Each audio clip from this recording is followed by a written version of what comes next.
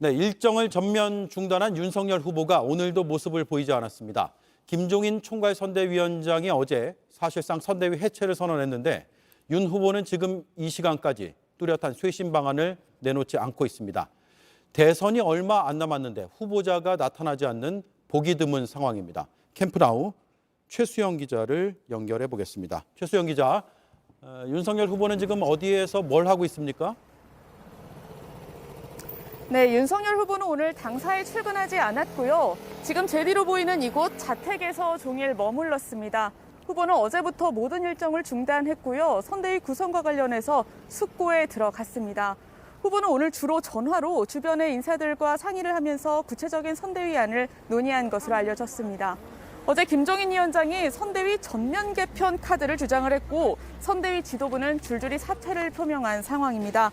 김 위원장이 사실 후보와 사전에 상의 없이 선대위 개편을 발표한 건데 후보는 이에 대해서 상당히 강한 불쾌감을 주변에 토로했습니다.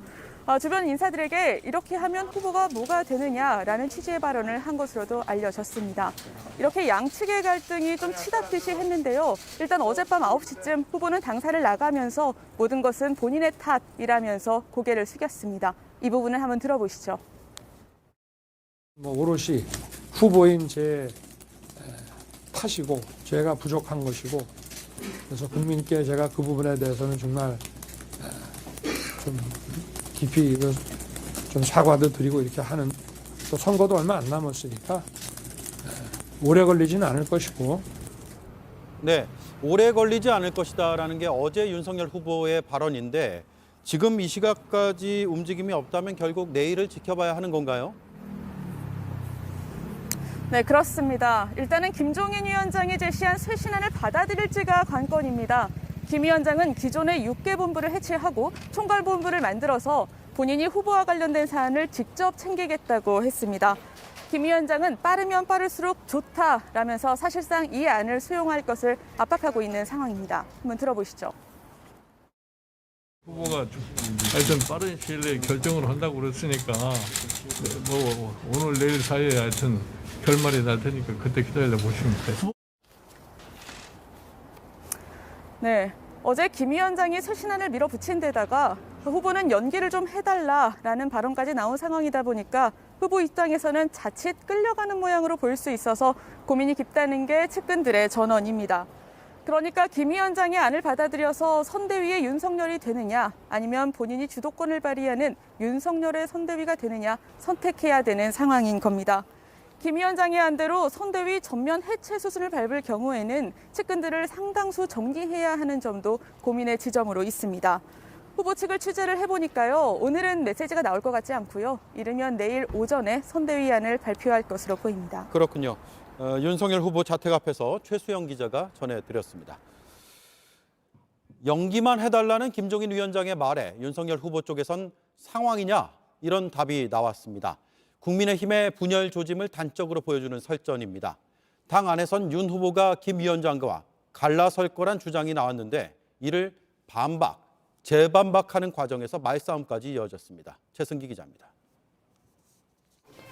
김종인 위원장이 선대위직을 내려놓는다는 김종인 사퇴설. 어제 선대위 측에서 사실이 아니라고 정정했지만 논란은 오늘도 이어졌습니다. 단순 혼선이 아니라 사실상 김 위원장을 선대위에서 배제하려는 윤석열 후보의 의중이 담겨 있다는 겁니다. 주로 윤 후보 측 인사들에게서 이런 주장이 나왔습니다. 선대위에서 시키는 대로 연기만 하란 발언이 도화선이 됐습니다. 후보도 태도를 바꿔서 우리가 해준 대로만 연기만 좀 해달라 이렇게 부탁을 했습니다. 윤 후보 측 한 관계자는 상황론으로 비춰져 운신의 폭이 좁아질 수 있기 때문에 김 위원장도 직을 내려놔야 한다는 게 윤 후보 판단이었던 걸로 안다고 말했습니다. 김병준 상임선대위원장도 한 언론 인터뷰에서 윤 후보는 책임이 큰 사람부터 사표를 내라고 했다고 전했습니다. 윤 후보가 김종인 위원장이 사표를 내길 바라고 있다는 취지입니다. 일각에선 김 위원장이 일방적으로 선대위 해체를 통보했다면서 쿠데타라는 표현까지 거론됐습니다. 후보의 의사가 들어가지 않았다는 거잖아요. 그러면 쿠데타라고 할 수 있는 거 아닙니까? 이런 거 맞습니다. 사실상 김 위원장을 흔들기 위한 발언이란 분석도 나왔지만 김 위원장은 말을 아꼈습니다. 그런 건 나하고 관계없어. 그런 질문은 미안하지만 안 하시는 게 좋을 거야. 이준석 대표는 거꾸로 김 위원장에게 힘을 실었습니다. 전권을 받은 총괄선대위원장이 하는 행동이 쿠데타라고 하는 인식은 저는 그거는 동의하기 어렵습니다. 윤 후보 측 일부 인사들이 김 위원장을 몰아내려는 것 아니냐 취지로 말하기도 했습니다. 김종인 위원장이 그런 위험한 말씀하시는 의도가 뭔지 모르겠습니다. 하지만 선대위 핵심 관계자는 윤 후보가 불쾌해하는 건 맞지만 김 위원장을 배제할 생각은 없다고 말했습니다. JTBC 최승기입니다. 이준석 대표를 향해선 젊은 꼰대다, 분란을 조장한다는 질타가 이어졌습니다. 사퇴하라는 압박의 목소리도 당 안에서 계속 나오고 있는데 이 대표는 자리에서 물러날 생각이 없어 보입니다. 김소영 기자입니다. 오후 4시 국민의힘의 3선 이상 중진 의원들과 재선 의원들이 각각 모였습니다. 이준석 대표 책임론이 화두였습니다. 중진들이 모인 정진석 국회 부의장실에선 이 대표를 비난하는 고성이 터져나오기도 했습니다. 이준석 대표가 당의 분란을 조장하고 해당 행위를 한 거기 때문에 중진들이 그 부분에 대해서 분명히 이준석 대표를 만나서 짚어야 된다. 해당 행위를 하는 발언 또는 그런 행동에 대해서는 저희가 지위 고하를 막론하고 자제해 줄 것을 결의했습니다.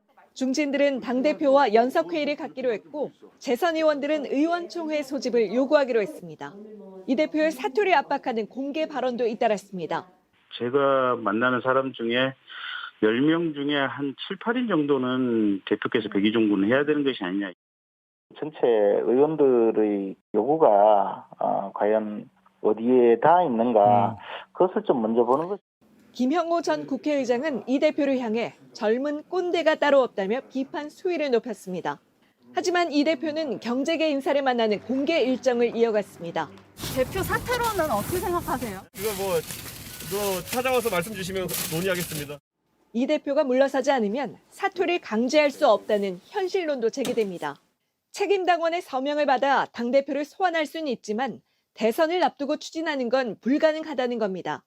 임태희 선대위 총괄상황본부장도 이 대표에겐 지역에 다니며 2030 표심을 잡을 수 있는 역할을 주문하겠다고 했습니다. JTBC 김소현입니다. 자, 출범한 지 한 달도 안 된 국민의힘 선대위가 앞으로 어떻게 되는 것인지 취재 기자에게 좀 더 들어보겠습니다.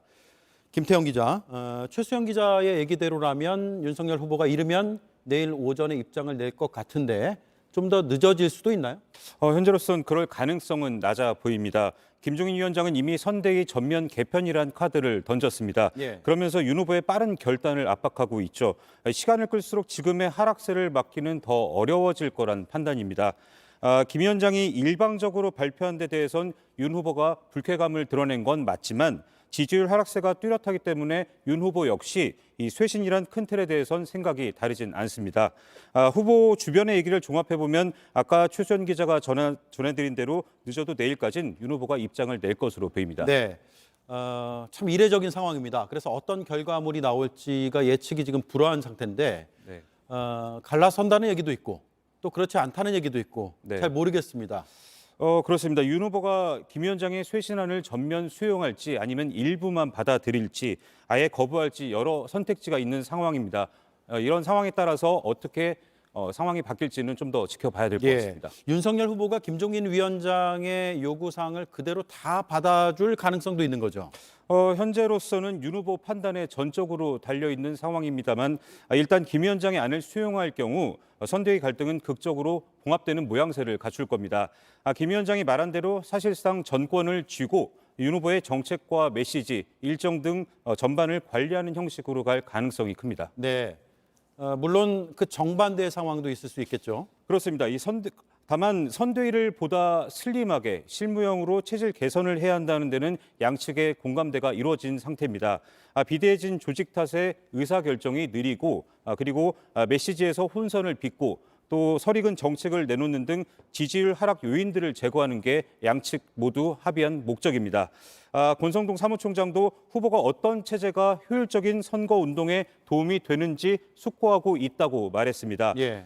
문제는 이를 실현하기 위한 방법론, 즉 디테일한 부분에 있어서 윤 후보와 김종인 위원장이 어느 수준까지 의견 일치를 보느냐입니다.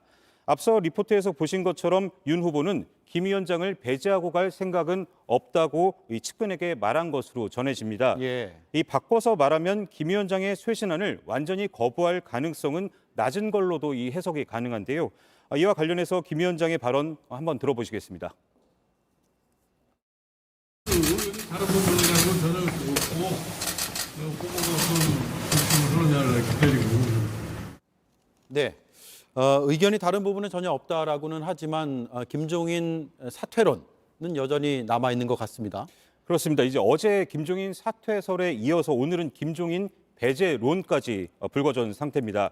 이를 두고 윤 후보가 김 위원장까지 포함한 일괄 사퇴를 요구했다는 주장과 반대로 선대위 안팎에서 김 위원장을 흔들어서 결국엔 배제시키려는 것 아니냐는 주장이 맞서고 있는 상황입니다. 예. 이 사실상 선대위 해체라는 이러한 큰 위기를 겪는 와중에도 이 김 위원장이란 핵심 인물을 놓고 서로 다른 목적으로 목소리를 내고 있는 겁니다.